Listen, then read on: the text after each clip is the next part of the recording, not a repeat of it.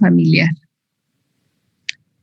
Se pronostica que el número de pacientes con Alzheimer se va a duplicar aproximadamente cada 20 años y para el año 2030 habría 67.5 millones de personas enfermas de Alzheimer y para el 2050 115.4 millones.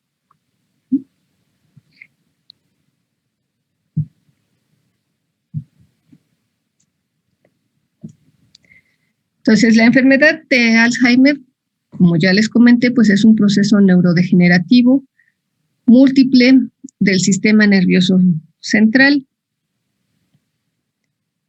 Se caracteriza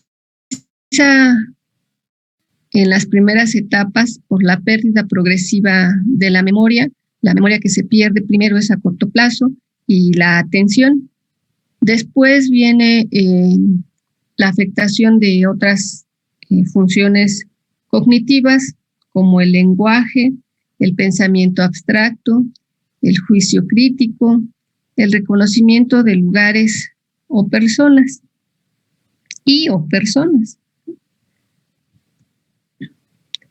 Y conforme la enfermedad avanza, pues va evolucionando hasta que la persona deja de hablar. Es una etapa en la que se le conoce como mutismo absoluto, con deterioro progresivo tanto de las capacidades motrices como la desconexión total con el entorno, y hay incapacidad de controlar las funciones fisiológicas más simples.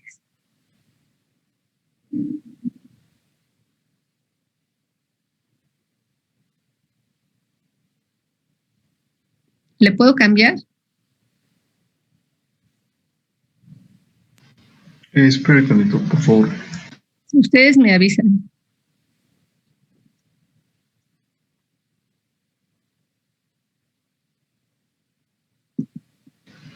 Ya, profesor. Gracias.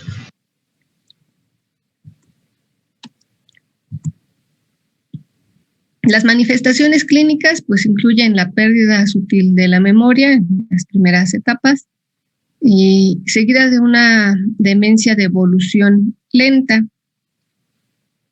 La velocidad ahora sí que de la evolución depende de si el paciente pues recibe tratamiento o no. Puede ser lenta o puede ser, si recibe tratamiento, o muy rápida, de hecho, si no recibe tratamiento. Como les comenté, termina por incluir deficiencias del lenguaje y se ha dividido en 4 etapas. La etapa inicial, donde hay una deficiencia cognitiva leve. Una etapa intermedia, donde ya la persona pues tiene incapacidad para poder laborar, tiene confusión, desorientación, deterioro del lenguaje.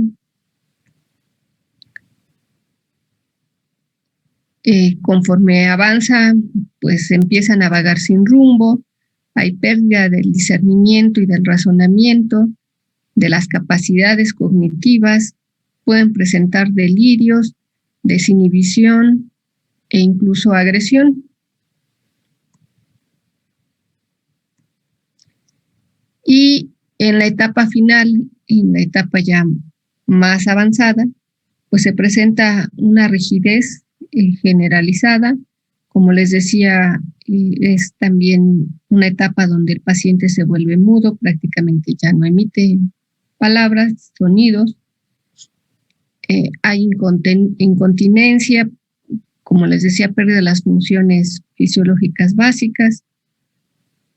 Llegan a estar inválidos completamente, bueno, en cama, y se puede presentar mioclonías.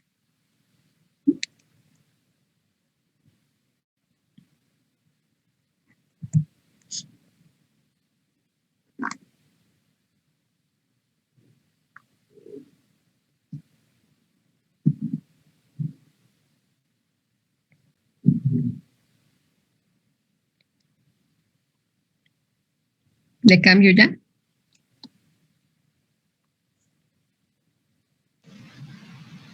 Sí, por favor. Sí, por favor.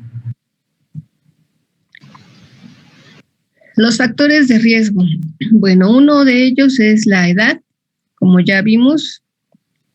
El otro muy importante, los antecedentes familiares, pero también puede ocurrir en personas que han tenido trastornos vasculares, sobre todo cerebrales, los que padecen hipertensión o tienen hábitos como el tabaquismo o enfermedades como la diabetes mellitus, alteraciones cardíacas como la fibrilación auricular. Y también están los factores genéticos. Dentro de estos se han ya reconocido varias mutaciones, de hecho en varios genes.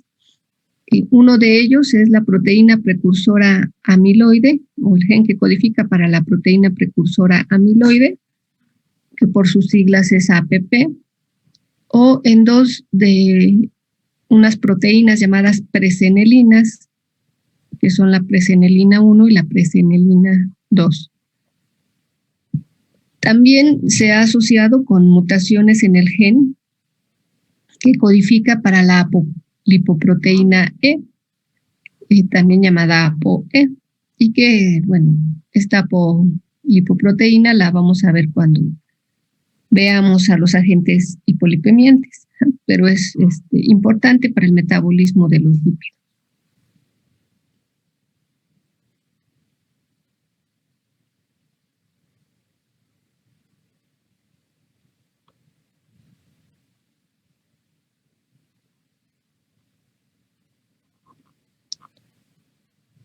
Voy a avanzar. Sí, profesora. Bueno, esta está muy borrosa, la pasé acá. En cuanto a la parte de genética de la enfermedad de Alzheimer, bueno, les decía que se ha visto. De acuerdo a la edad de inicio, puede ser temprano o tardío.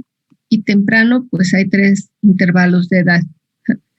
De los 28 a los 50 años se puede encontrar alteración en el cromosoma 14. Este es el que codifica para una de estas proteínas, la presenelina 1, y la herencia es autosómica dominante. Entre los 40, aquí era 40 a 50 años, es el cromosoma 1, codifica para la presenelina 2 y también es autosómica dominante. Y ya de 45 a 65 años, el cromosoma 21, que codifica para la proteína precursora amiloide y que también es autosómica dominante.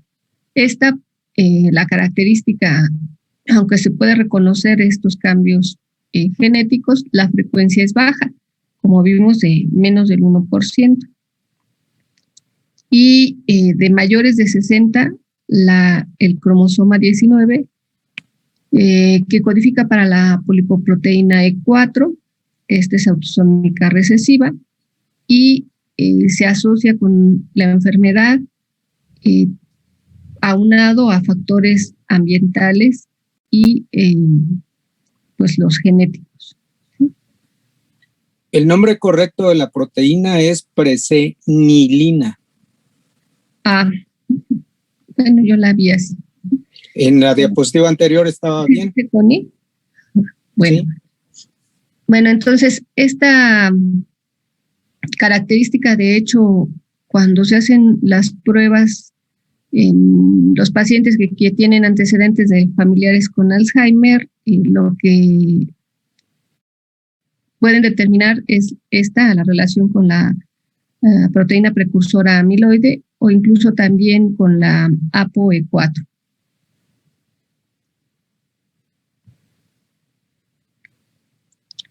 Bueno, este es el caso de un pintor, William, no me deja ver aquí el nombre, pero es un pintor que padeció Alzheimer y que a través de su obra pues retrató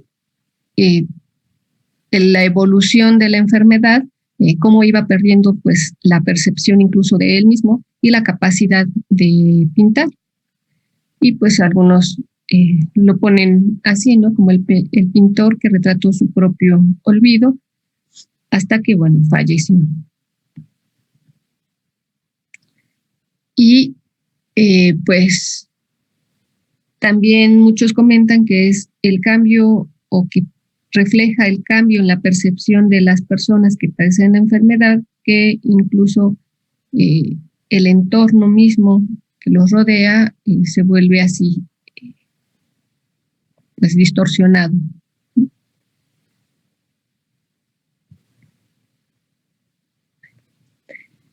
Entonces vamos a ver qué ocurre con estas proteínas.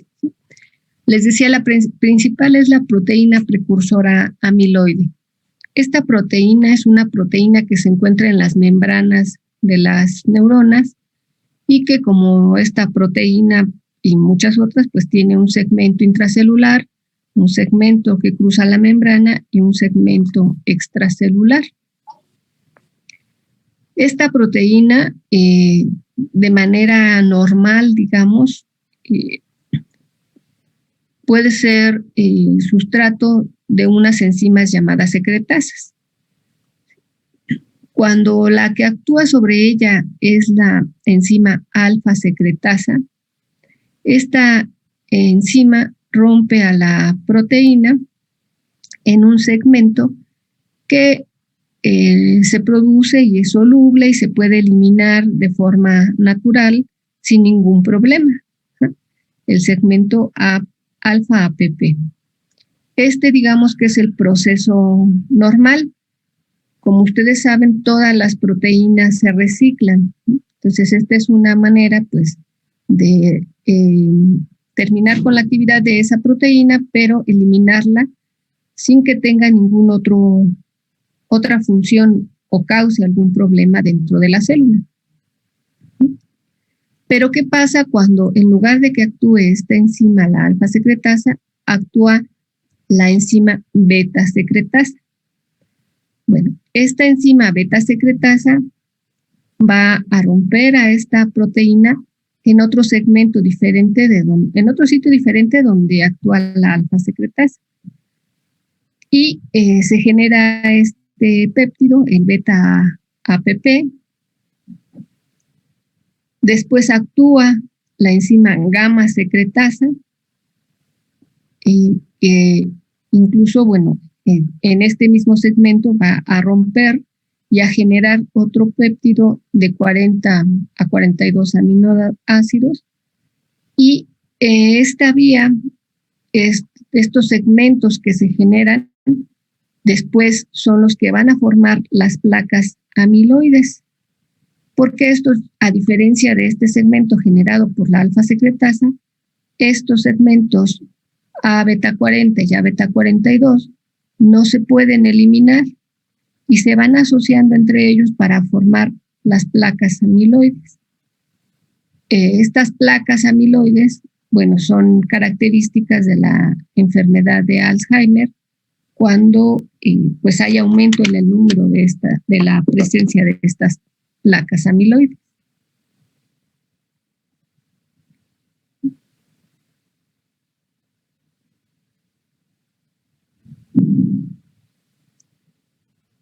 ¿Le puedo cambiar?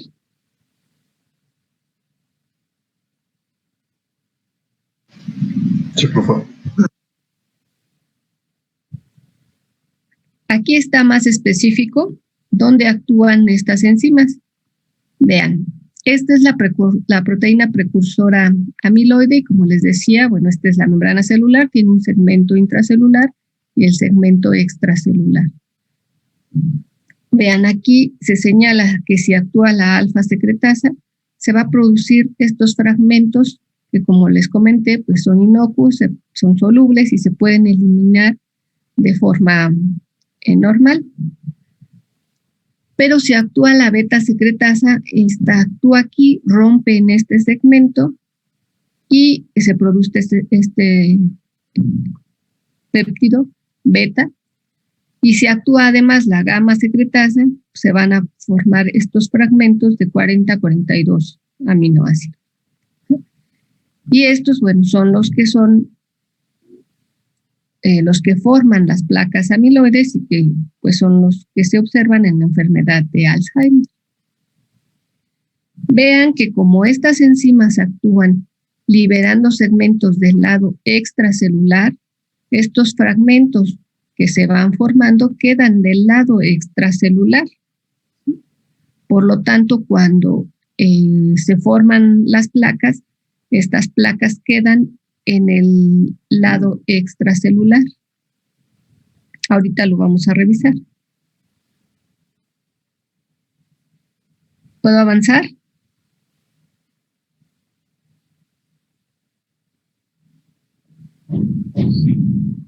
Espere, un poco, por favor. Bueno, entonces, ¿cómo se forma la placa? Aquí está otra vez el esquema de la membrana y la proteína precursora amiloide. Y aquí se muestra pues la acción de la enzima beta.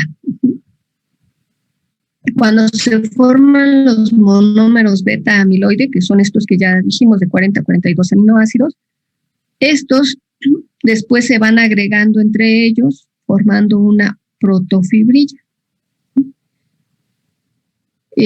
Al irse agrupando entre ellos, se va formando unas fibras. Todavía en esta etapa se consideran solubles, pero conforme se van agregando más, ocurre una elongación y una asociación, se van formando estas fibrillas, que en el esquema pues correspondería a esta vía, ¿sí? Aquí están los oligómeros que todavía se consideran solubles y luego las fibrillas que ya son insolubles. Estas fibras ya insolubles son los que se van a depositar, se van acumulando y forman la placa amiloide, que en este lado pues es la que se observa aquí. Aquí sería ya la formación de esta placa amiloide. Y como les comenté, pues vean, esta es la membrana celular, este es el interior de la célula y estas se forman en el exterior de la célula.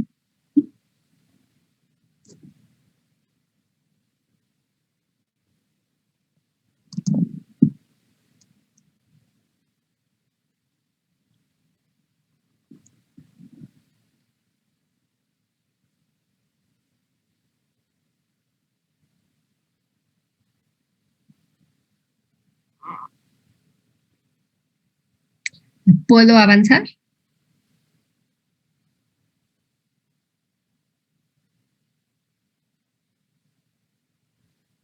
Sí, profe.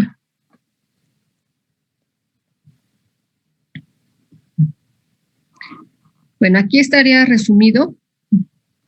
Otra vez, aquí están las secretasas, aquí está la proteína precursora amiloide, la acción de la secretasa alfa, aquí la beta, la gamma y la producción del fragmento amiloide de 40 a 42 aminoácidos.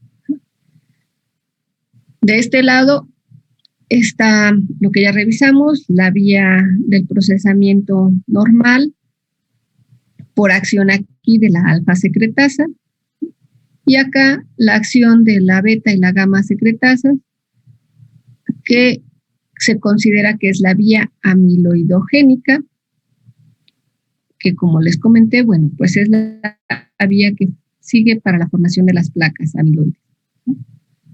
Aquí se menciona también la asociación de lo que ya les había mencionado, las mutaciones en la polipoproteína E4. Se ha visto que al estar aumentada esta polipoproteína, favorece la agregación de estos péptidos amiloideos. Entonces, al aumentar esta apolipoproteína E4, se favorece aún más la formación de las placas amiloides. Por eso es importante esta apolipoproteína. Y además se señala otra vía aquí también muy relacionada con la enfermedad de Alzheimer, que está relacionada con otra proteína que se llama proteína tau. Esta proteína tau puede fosforilarse por unas enzimas sinasas y cuando se hiperfosforila va a perder su función. Y como se señala aquí, bueno, lo que va a ocurrir al alterarse esta proteína tau es la formación de filamentos helicoidales que van a terminar en ovillos neurofibrilares que son también característicos en la enfermedad de Alzheimer y que estos llevan a la muerte neuronal junto con la formación de las placas amiloides. Ahorita vamos a ver con detalle más este proceso de la formación de los ovillos neurofibrilares.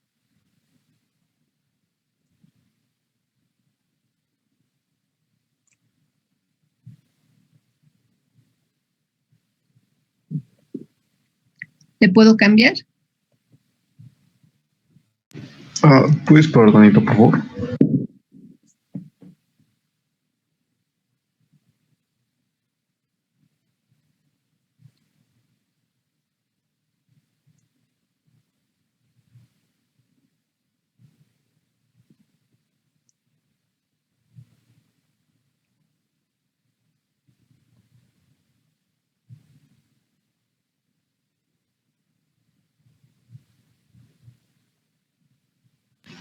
Ya, profesora, gracias.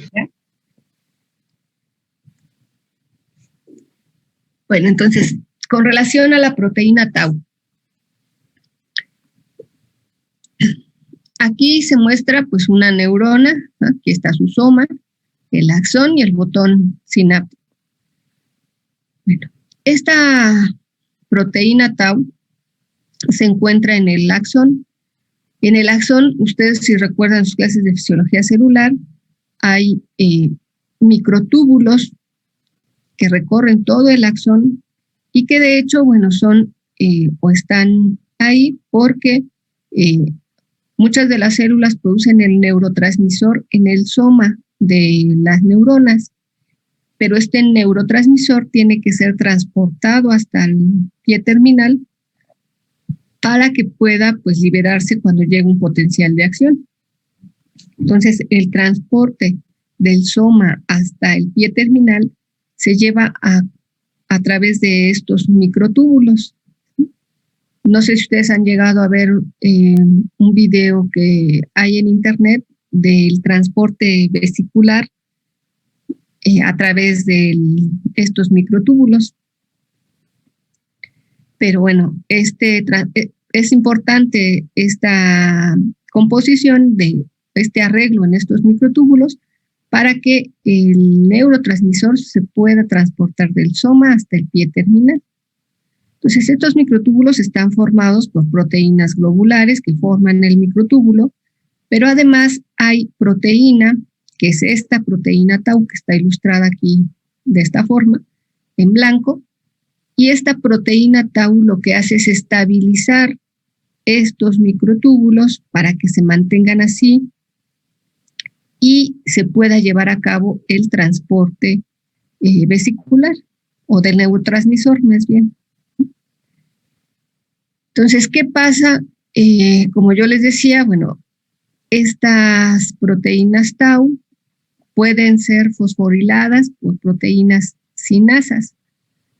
Cuando se fosforila esta proteína tau, pierde afinidad por los microtúbulos, se separa propiamente de los microtúbulos y entonces ya no hay quien estabilice esta formación y se pierde toda la formación de microtúbulos y con ello pues ya no se lleva a cabo el transporte del neurotransmisor. Pero además esta proteína tau hiperfosforilada adquiere afinidad entre ella y también se va agregando formando filamentos helicoidales pareados que posteriormente pues van a terminar en la formación del ovillo neurofibrilar. Vean que este proceso que les acabo de describir ocurre dentro de la célula. De hecho, a través de este axón. Sin embargo, la formación de estas filamentos helicoidales pareados y la terminación con los ovillos neurofibrilares se distribuye en el interior de toda la célula, ¿sí? Entonces, es característico en el interior de toda la neurona la presencia de estos ovillos neurofibrilares.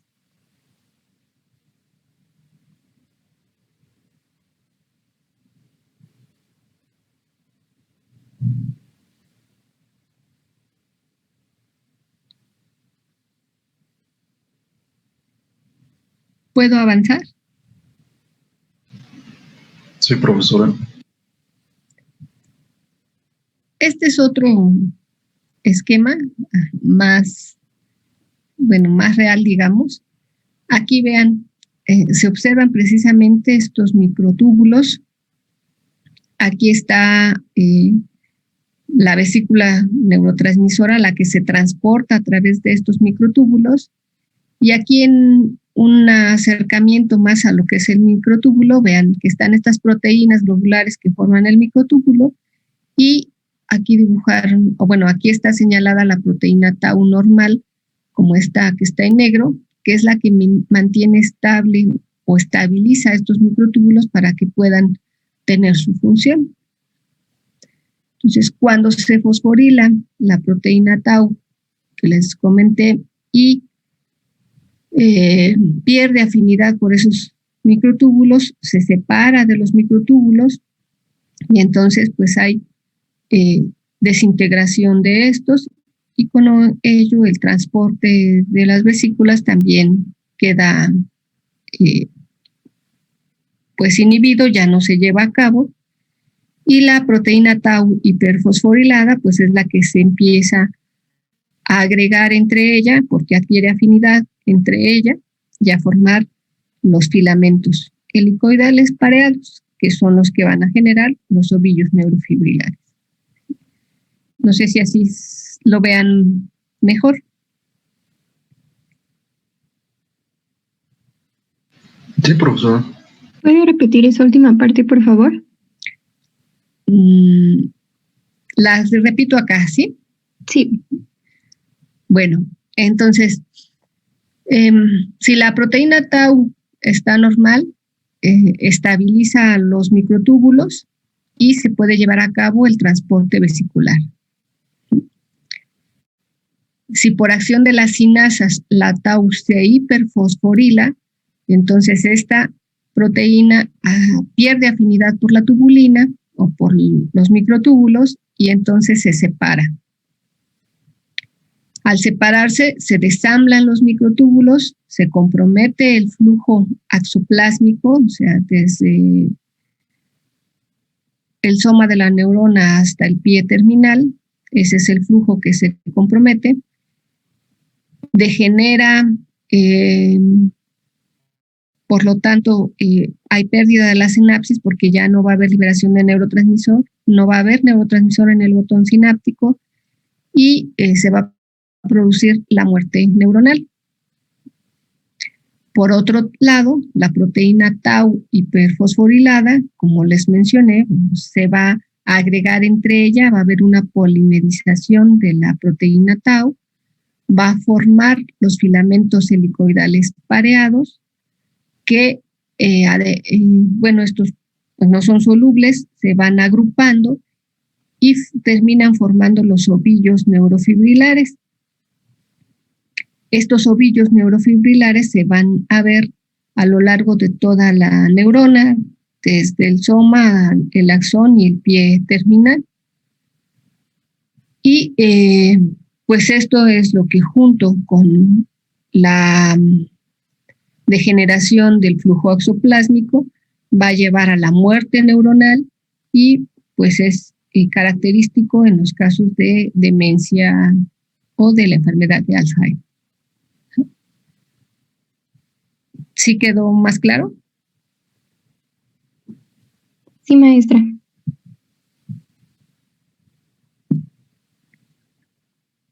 Aquí también se ha señalado un proceso de ubiquitinización. La ubiquitina son proteínas pequeñas de 76 aminoácidos, que son proteínas que marcan otras proteínas para que sean eliminadas. Este es un proceso normal, como les decía, o sea, cada proteína tiene un ciclo de vida útil y después se elimina.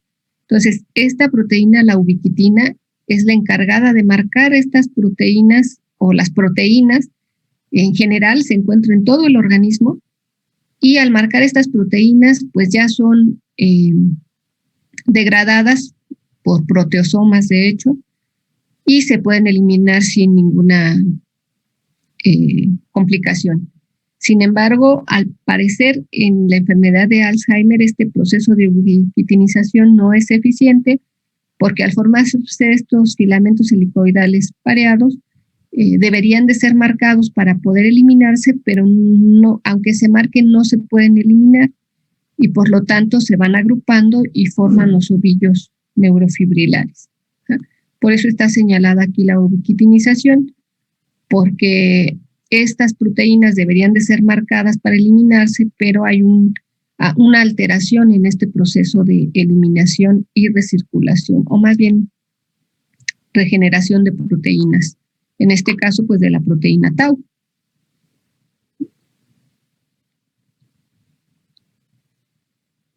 Y en un esquema, pues así se ven las neuronas, ¿sí? Este sería un esquema de un cerebro normal con unas neuronas sanas, el espacio extracelular completamente sano que permite el intercambio de nutrientes, de oxígeno, etc. Y las neuronas normales sintetizando un neurotransmisor en el soma y transportándolo a través de los microtúbulos hasta el botón terminal. En la enfermedad de Alzheimer, pues vean, aquí ya se ve la presencia de las placas amiloides que les mencioné, están fuera de la célula, en el espacio extracelular. Esto pues obviamente va a alterar la composición del líquido extracelular y el aporte de nutrientes hacia las neuronas. Y en este caso, en el interior de las neuronas se forman los ovillos neurofibrilares y vean que, como les mencioné, pues se observan en toda la neurona, desde el soma hasta el axón y el pie terminal. De hecho, algunos autores mencionan que la presencia de estos ovillos neurofibrilares hace ver a las neuronas como si estuvieran viejas. Y al formarse, pues también comprometen, por un lado, el flujo exoplásmico, que ya no se va a producir, la síntesis del propio neurotransmisor, el intercambio de nutrientes con el medio, y pues esto lleva a la muerte neuronal. En este otro esquema, pues es más o menos un corte o simula un corte histológico. Aquí se vería la neurona y dentro de ella, pues los ovillos neurofibrilares, y fuera de la neurona, en el sitio extracelular, vean aquí las placas amiloides. Entonces, así es como se observa pues, en los cerebros de las personas que tienen Alzheimer. Esto obviamente pues ya está bien documentado y pues ya se sabe exactamente cómo se forman tanto las placas amiloides como los ovillos neurofibrilares.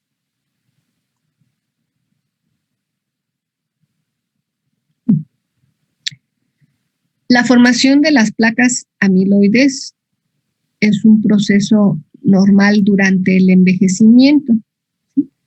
Entonces, no es característico o exclusivo más bien de la enfermedad de Alzheimer. Se puede presentar de manera normal. Sin embargo, la cantidad de placas amiloides pues es menor o es más baja, ¿sí?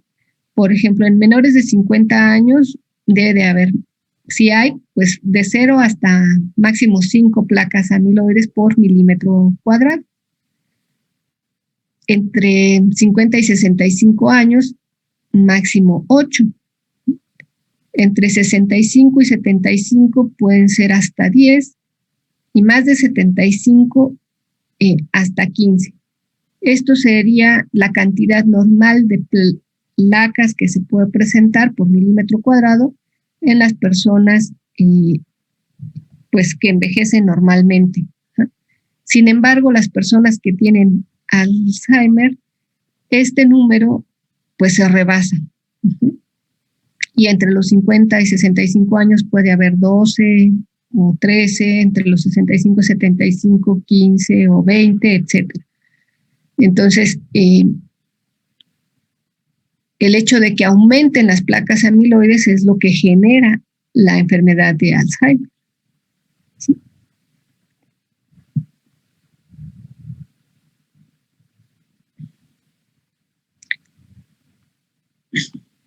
Entonces, en resumen, bueno, aquí está la fosforilación de la proteína tau y de este lado la desintegración de los microtúbulos, la formación de las placas amiloides, de los ovillos neurofibrilares y la muerte neuronal. ¿Cómo se observa eso en el cerebro?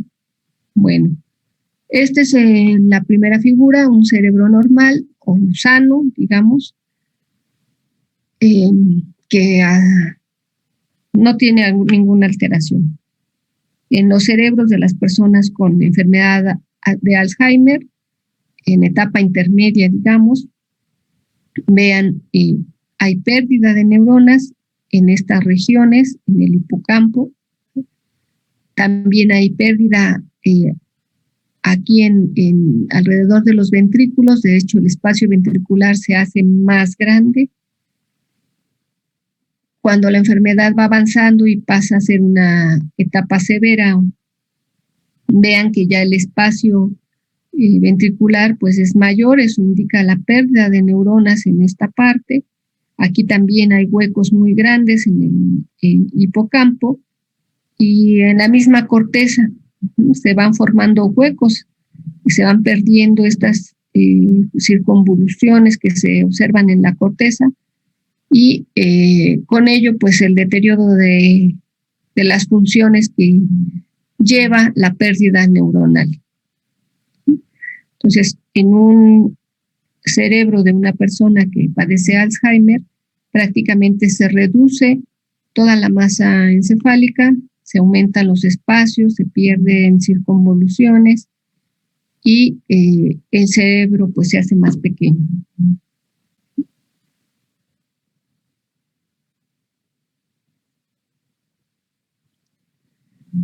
Aunque aquí se observa que hay degeneración pues, de varios sitios en el cerebro, ya se ha identificado que las neuronas primeras o las más susceptibles a sufrir pérdida por este daño, tanto por la proteína precursora amiloide como por la proteína tau, son las neuronas que se encuentran en el núcleo basal de Meissner.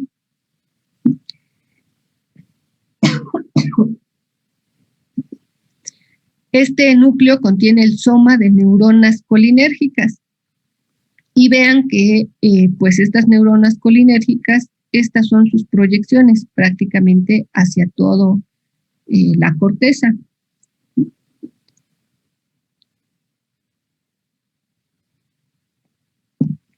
Entonces, estas neuronas son las primeras en degenerar, en sufrir daño. Y por lo tanto hay pérdida pues de neurotransmisor que es acetilcolina.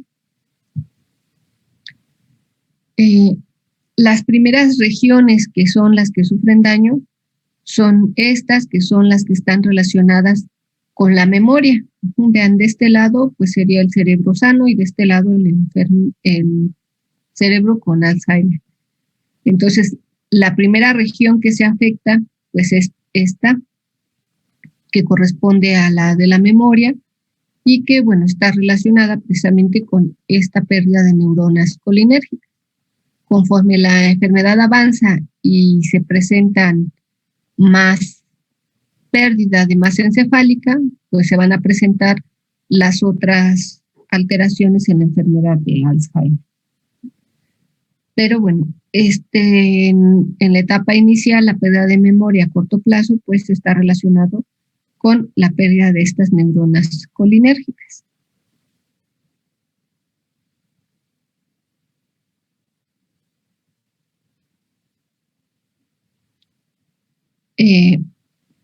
Bueno, aquí es otro esquema nada más de cómo se ven las neuronas ya dañadas, ¿no? Las placas amiloides comparadas con las neuronas sanas y pues la pérdida de masa cerebral. Bueno, aquí en este esquema se señala lo mismo, nada más que no solamente se ha observado el daño en las neuronas, sino también se ha observado daño en la microglía y en los astrocitos. Vean, de este lado se esquematiza un astrocito y una célula microglial sanas, correspondientes obviamente a un cerebro normal, sano. Y en este lado, bueno, la neurona que ya presenta ovillos neurofibrilares, que ya hay presencia de placas amiloides. Y como hay pérdida de esta función neuronal, vean qué pasa con el astrocito y con la microglía. Aparentemente, pues estos sufren esta modificación para tratar de compensar la pérdida de sinapsis por estas neuronas colinérgicas. Pero esto también lleva a pues alteraciones en las funciones cerebrales y con lo ello pues la atrofia cerebral.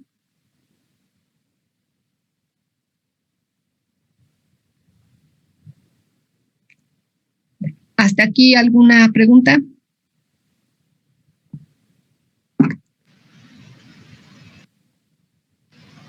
Hay algunas regiones que no son tan afectadas por la enfermedad del Alzheimer o en general todas las regiones son muy afectadas.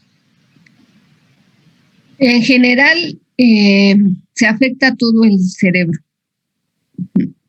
Es progresivo, gradual, pero la pérdida es en general.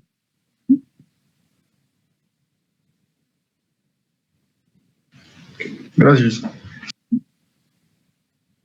Bueno, entonces con relación al tratamiento, los fármacos que se emplean en la enfermedad de Alzheimer son dos grupos. El primero son los inhibidores de la enzima acetilcolinesterasa, en los que está el donepezilo, la ribastigmina y la galantamina, que son de los 3 fármacos actualmente más usados para el tratamiento de la enfermedad de Alzheimer. Y el otro grupo son los antagonistas de los receptores glutamatérgicos, entre los que se encuentra aquí como ejemplo la memantina. Y pues estos es todo lo que hay con respecto al tratamiento de la enfermedad de Alzheimer. Entonces, vamos a ver los inhibidores de la acetilcolinesterasa. ¿Le puedo cambiar? No, ¿puedes probar dentro, por favor? Sí.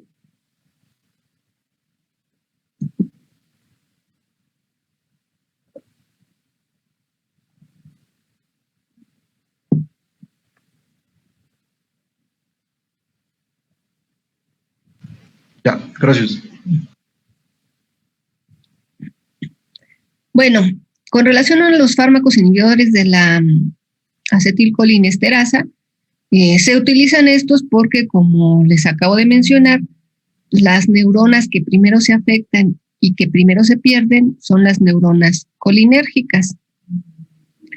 Por lo tanto, al inhibir a la enzima acetilcolinesterasa, ¿qué va a pasar con los niveles de acetilcolina? Aumentan. Aumentan, ¿sí? Y pues, otra vez, esto va a tener utilidad siempre y cuando todavía existan neuronas colinérgicas que estén activas, que puedan funcionar y que estén produciendo acetilcolina. Mientras en las etapas iniciales, mientras todavía hay neuronas colinérgicas, pues estos fármacos son de utilidad. Conforme la enfermedad avanza y la pérdida de neuronas colinérgicas es mayor, pues ya prácticamente estos fármacos pues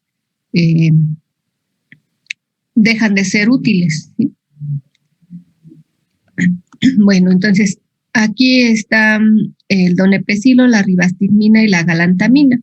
El primero de los que se utilizó en la enfermedad de Alzheimer fue la tacrina. Sin embargo, este ya se retiró del mercado por su hepatotoxicidad y otros efectos adversos que producía, y por lo tanto, pues ya no se utiliza actualmente.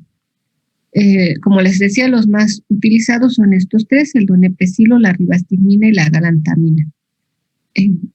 Comparados entre ellos, bueno, la enzima que inhiben, el donepezilo es a la acetilcolinesterasa, la ribastigmina inhibe la acetilcolinesterasa, pero también puede inhibir a la butirilcolinesterasa, y la galantamina solo a la acetilcolinesterasa. El mecanismo de estos dos primeros es no competitivo y el de la galantamina es competitivo. O sea, compiten. En este caso, como es no competitivo, digamos que estos fármacos son de primera elección porque, bueno, tienen el efecto directo sobre la enzima. Las dosis de inicio, en el caso del donepezilo son 10 miligramos una vez al día. De la ribastigmina, si es una vez al día, la dosis es muy similar, 9.5 miligramos, pero además se puede, esta incluso es por vía transdérmica, el donepezilo también es por vía transdérmica. Hay de vía oral, pero la mayoría lo utiliza por vía transdérmica. La ribastigmina hay en presentación oral de 3 a 6 miligramos. Esta se tiene que administrar 2 veces al día. La galantamina también hay de liberación inmediata, que se puede administrar por vía oral de 8 a 12 miligramos, o de liberación prolongada, que es de 12 a 24 miligramos, también una sola vez al día. Muchos de los pacientes que inician con la enfermedad de Alzheimer se rehúsan a tomar medicamento por la misma evolución de la enfermedad, porque piensan que los quieren envenenar o que les están dando pues otras cosas. Por eso la presentación más, digamos, pues cómoda para los mismos familiares y para los pacientes son los parches, porque a través de los parches pues solamente se le pega al paciente y ya se olvida de estarle dando el medicamento. Estos fármacos se utilizan para las etapas leves a intensas, siempre y cuando el paciente pues todavía pueda responder. En el caso de la ribastigmina, de leve a moderada, igual que la galantamina. Y pues el metabolismo es a través de los citocromos, en el caso del donepezilo y de la galantamina, y de la ribastigmina a través de esterasas. Entonces, esta es la comparación pues de estos 3 inhibidores de la acetilcolinesterasa, que son los primeros que se utilizan para el tratamiento de la enfermedad de Alzheimer. Cuando la enfermedad es leve o en la etapa inicial, sí son de utilidad, sí se ve la mejoría en el paciente. Sin embargo, pues no se detiene la pérdida neuronal. Entonces, llega un momento en que estos fármacos, bueno, pues ya dejan de tener efecto, y eso quiere decir que ya hay mayor pérdida de neuronas y pues que ya las neuronas colinérgicas prácticamente pues que hay son poco funcionales.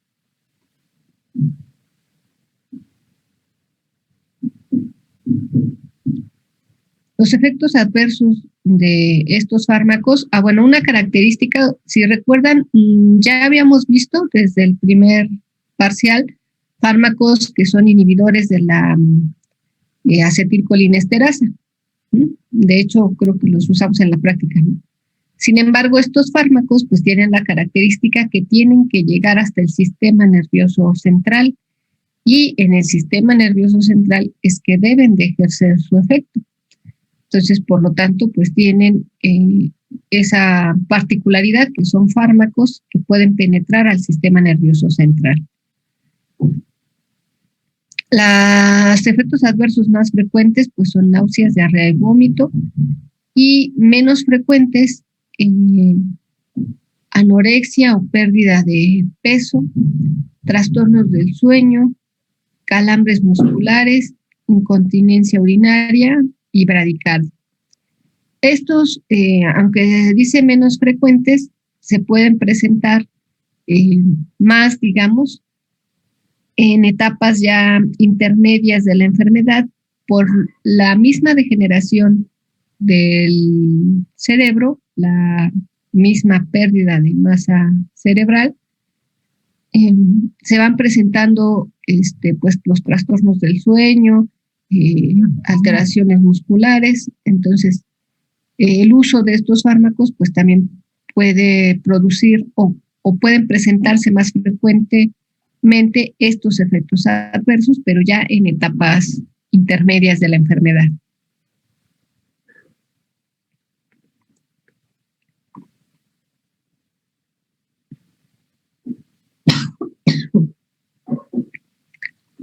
¿Le puedo cambiar?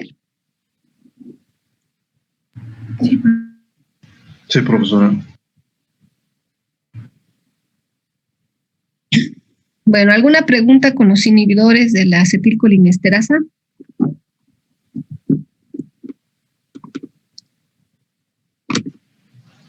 No, por favor.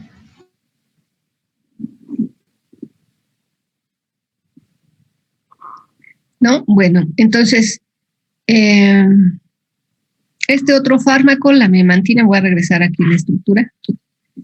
Esta es la memantina. Es antagonista de los receptores glutamatérgicos. Si recuerdan, al principio les comenté que uno de los factores que lleva a la muerte neuronal es la excitotoxicidad. Y la excitotoxicidad pues se da, como ya estuvimos revisando en otros temas, por acción de el neurotransmisor excitador en el sistema nervioso central, que es el glutamato. Entonces, en este caso, la memantina, que es un antagonista de los receptores de glutamato, se utiliza más para síntomas cognitivos y funcionales. Se inicia con dosis bajas y se puede incrementar gradualmente. También porque, bueno, al principio estas neuronas glutamatérgicas, pues, digamos que también están funcionales, y al haber pérdida de neuronas colinérgicas, ocurre pues un desbalance en general en el sistema nervioso central de otros neurotransmisores, por lo que podría estar aumentada la excitotoxicidad por glutamato. Entonces, al utilizar este fármaco, pues lo que hace es disminuir esa toxicidad.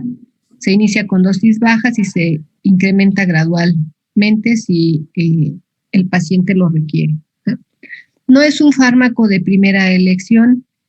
Se utiliza normalmente en etapas de leves ya avanzadas, y pues es más, como dice aquí, para los síntomas cognitivos y funcionales. De los efectos adversos que se observan con este fármaco, pues puede ser náuseas, vómito, mareo, confusión, fatiga, cefalea e incluso alucinaciones. En etapas intermedias y avanzadas de la enfermedad, como se los comenté, el mismo paciente puede cursar por un periodo en el que tenga alucinaciones. De hecho, tiene síntomas muy parecidos a la esquizofrenia, y en esas etapas pues se puede utilizar también fármacos que se han utilizado para el tratamiento de la esquizofrenia. Digamos que lo que se trata ya después cuando la enfermedad va avanzando, pues son más que nada los síntomas que se van presentando en el paciente. Si hay agresión, alucinaciones, pues se van utilizando fármacos, a lo mejor hasta benzodiazepinas para calmar un poco la agresión, la ansiedad. Y pues en el caso de la agresividad y las alucinaciones, pues se utilizan fármacos que ya se han utilizado contra el tratamiento de la esquizofrenia. También pueden pasar por etapas de depresión y también se pueden utilizar fármacos antidepresivos, aunque también ya sería en etapas intermedias y avanzadas de la enfermedad, o incluso en alteraciones del sueño, como les mencionaba yo, en etapas tempranas sí puede haber alteraciones del sueño y pues en ese caso también se pueden utilizar fármacos como las benzodiazepinas para tratar de disminuir la ansiedad y pues que puedan dormir mejor.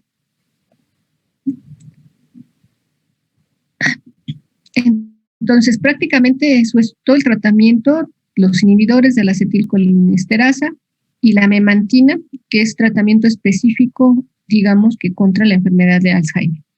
Y todo lo que les acabo de mencionar, pues se va haciendo emergente conforme la enfermedad va avanzando.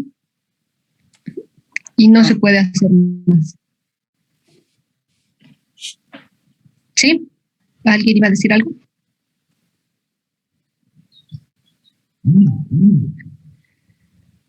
Bueno, entonces como no hay nada, no hay mucho que hacer cuando se presenta ya la enfermedad, prácticamente cuando ya hay pérdida de la memoria a corto plazo, ya como igual que en la enfermedad de Parkinson, ¿sí? Ya cuando se presentan esos síntomas es porque ya hay deterioro neuronal importante.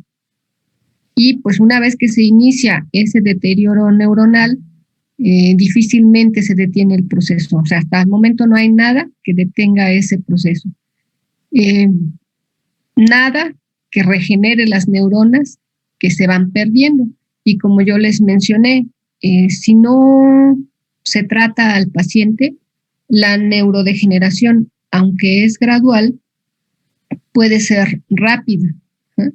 Estamos hablando de que con tratamiento una persona que tiene Alzheimer puede llegar o prolongar su vida entre 8 y 10 años. Pero una persona que no recibe tratamiento, pues de 3 a 5 años prácticamente llega a etapas finales de la enfermedad. Entonces, estos fármacos pues retrasan la enfermedad, sin embargo no la detienen ni tampoco regeneran neuronas. Entonces, ante ese escenario, pues lo único que queda es favorecer la actividad cerebral. Y con eso, bueno, pues digamos que prevenir algún tipo de enfermedad neurodegenerativa. Y pues cómo se puede activar o estimular a un cerebro, pues a través de varias actividades, ¿no? Una de ellas pues es la estimulación propia del cerebro a través de la lectura, de aprender, del ejercicio, cuidar la salud, lo que se come, ¿no? Dormir bien, también pues recomiendan mucho hacer ejercicios también de relajación para evitar la sobreactividad, ¿sí? O sea, contrarrestar un poco esta estimulación y que lleve a una excitotoxicidad, ¿no? También un buen manejo de emociones y las relaciones sociales. ¿Por qué están aquí? Bueno, pues porque las relaciones sociales, la interacción con otras personas, pues también va formando conexiones y mantiene conexiones en el cerebro. Entonces, esta es la parte que hasta ahorita, bueno, es lo que más se recomienda, ¿no? Para evitar cualquier enfermedad neurodegenerativa, pues mantener estas condiciones sanas, lo más sano posible para mantener el cerebro sano. Yo, por ejemplo, ahorita me he preguntado mucho qué comerá la reina Isabel y su marido, que recién falleció, pero a los 99 años, y que prácticamente, pues, por lo menos lo que se ve, no tienen deterioro cognitivo de ninguna, pues, de ninguna forma. Y bueno, hay una característica también con las personas europeas, al parecer, pues tienen menos probabilidad de desarrollar estas enfermedades, tal vez por su estilo de vida, por su comida, por su tipo de comida, comparado pues con América Latina.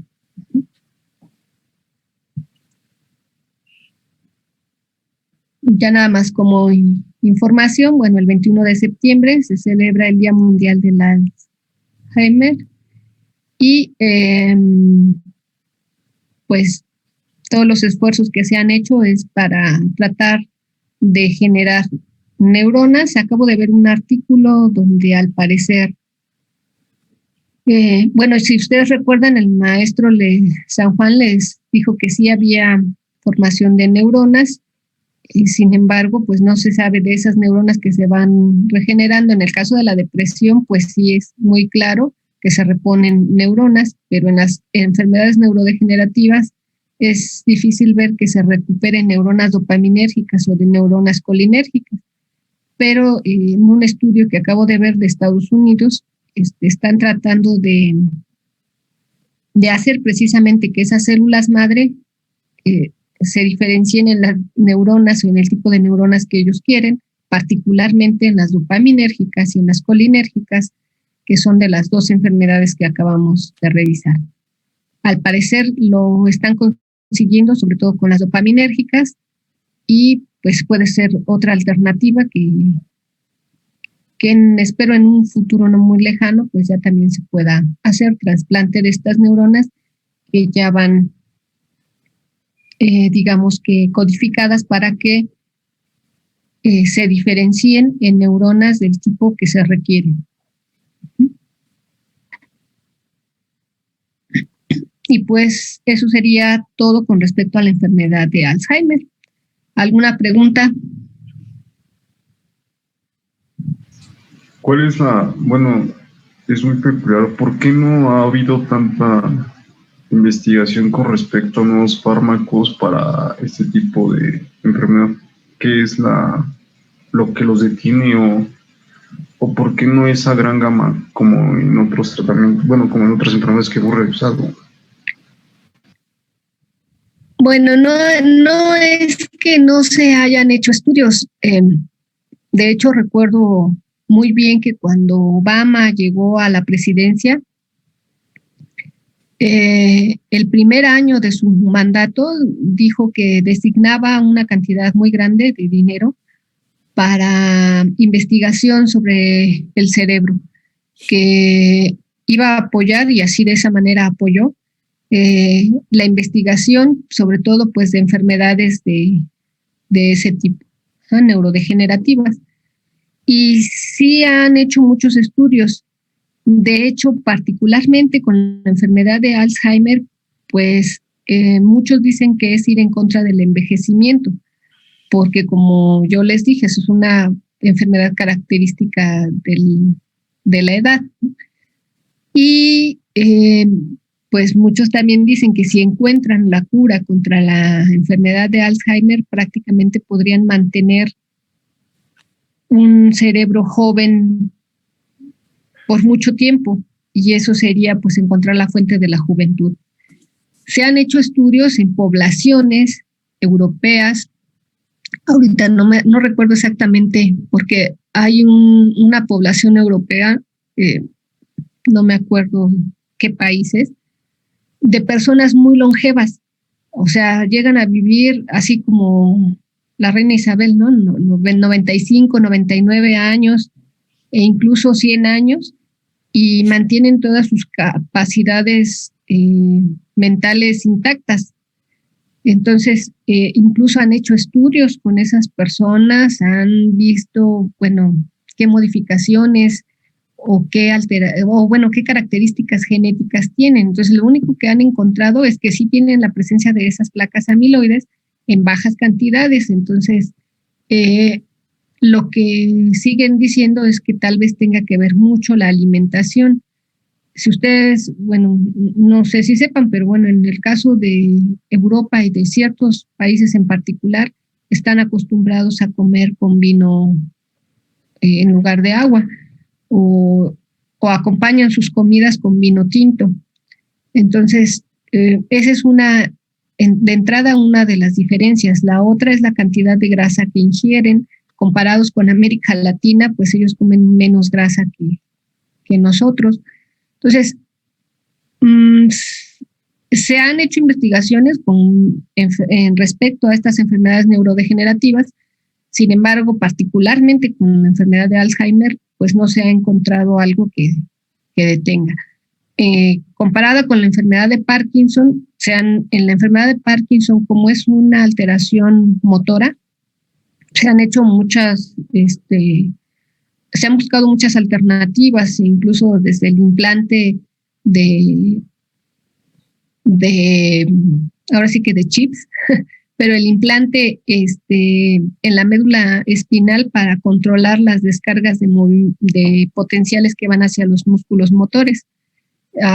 Se han hecho muchas alternativas en el caso de la enfermedad de Parkinson por ser una alteración motora, pero en la enfermedad de Alzheimer pues no se ha encontrado nada. O sea, no es que no se haga, sino que no se ha encontrado nada que detenga pues la pérdida de la memoria y pues digamos, envejecimiento prematuro y rápido del cerebro. De hecho, estaban en desarrollo vacunas contra la péptido. La proteína precursora amiloide. 40. No son vacunas, son anticuerpos contra la beta secretasa.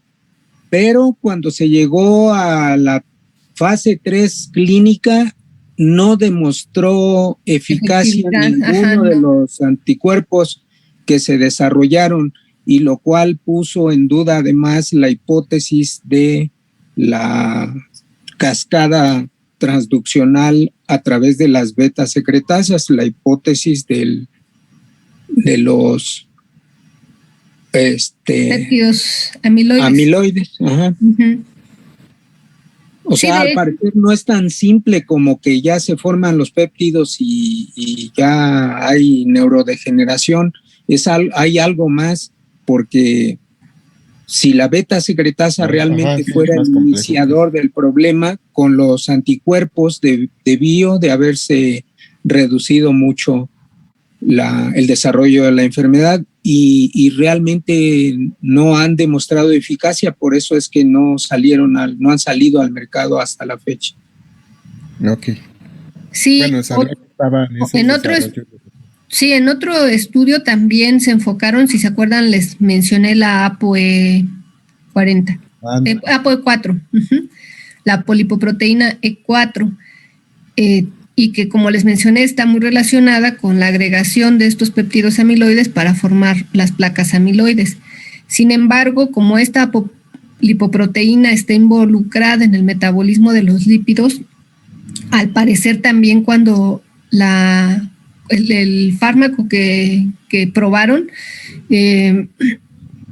pues causó más alteraciones, sobre todo en el metabolismo lipídico, de lo que esperaban que pudiera ser de utilidad en la enfermedad de Alzheimer. Entonces tampoco dio resultado la ApoE4. Y de población humana longeva, yo sé de Okinawa, en el sur de Japón. Ahí notablemente hay gente que llega fácilmente a los 100 años y más. Y bueno, todo parece indicar que al menos en esa zona sí tiene mucha relación con la nutrición, con la alimentación. ¿Comeremos arroz?